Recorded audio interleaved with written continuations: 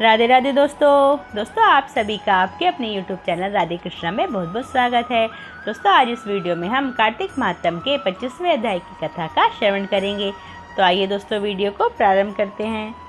सूजी कहते हैं, हे ऋषियों, इस प्रकार वह राक्षस और पिशाचनी दोनों घूमते फिरते नर्मदा नदी के तट पर एक वट वृक्ष के नीचे आ ठहरे। उस वट वृक्ष पर गुरु निंदक एक ब्रह्म राक्षस रहता था।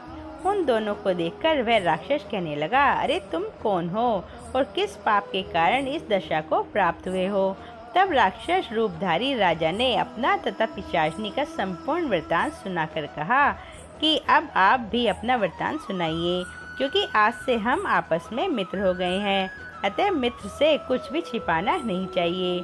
तब ब्रह्म राक्षस कहने लगा, हे मित्र, मगध देश में बहुत समय पहले मैं प्रवीण सोमदत्त नाम वाला ब्राह्मण था। मैंने अपने को बड़ा भारी विद्वान मानकर अभिमानवश गुरु का अपमान किया। बस उसी पाप के कारण मैं इस योनि को प्राप्त हुआ हूँ।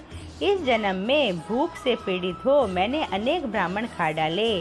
गुरु का अपमान करने से निश्चय ही ब्रह्म राक्षस की योनि प्राप्त होती है। यह बात मैंने भलीभांति जान ली है। तब कलमाशपाद ने पूछा कि हे मित्र, गुरु की कोटि में कौन कौन आते हैं, अर्थात गुरु की संज्ञा किन किन की मानी जाती है। तब ब्रह्म राक्षस ने कहा, वेदों को पढ़ाने अथवा सुनाने वाला, वेदों तथा नीति शास्त्र की व्याख्या करने वाला, वेदों के संदेह को दूर करने वाला, भय निवारण करता, अन्नदाता, शिक्षक, शिक्षा देने वाला, बुरे कर्मों से रोकने वाला, पिता, ससुर, मामा, बड़ा भाई, गर्भ से मरण पर्यंत संस्कार कराने वाला तथा राजा, इनकी संज्ञा गुरु में आती है। अतएव इन सब की वंदना करनी चाहिए। यह सुनकर पुनः कलमाशपाद ने पूछा, हे भाई, तुमने अनेक गुरु कहे हैं, इनमें से कोई बड़ा भी है या सभी बराबर हैं?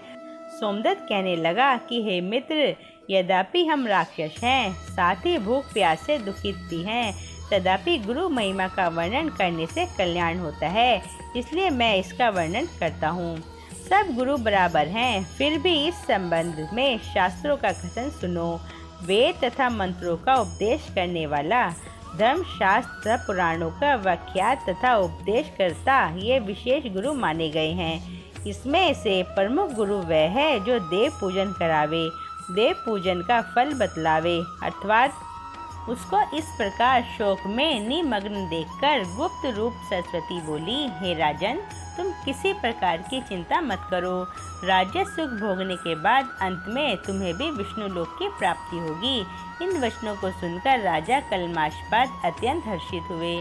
तत्पश्चात अपने गुरु का स्मरण किया और गर्ग मुनि को प्रणाम करके श्री गंगा जी की स्तुति की। फिर विष्णु का स्मरण करते हुए काशी को चला गया।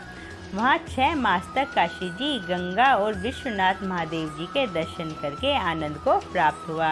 इसके बाद प्रसन्नता पूर्वक वह अपने राज्य में आया। तब गुरुजी ने उसका अभिषेक तिलक किया। इसके पश्चात अनेक भोगों को भोगकर अंतकाल में मोक्ष को प्राप्त हुआ। सूजी कहते हैं, हे ऋषियों, कि इससे में आश्चर्य की कोई बात नहीं है। भगवान का गुणगान करने तथा काशी का सेवन करने से मनुष्य को निश्चय ही मोक्ष की प्राप्ति हो जाती है। गंगा के स्नान मात्र से करोड़ों जन्मों के पाप दूर हो जाते हैं। बोलो गंगा मैया की जय। इति श्री कार्तिक महात्म का 25वां अध्याय संपूर्ण। दोस्तों अगर आपको मेरी ये कथा पसंद आई हो तो प्लीज़ चैनल को like, share and subscribe. Radhe Radhe दोस्तों।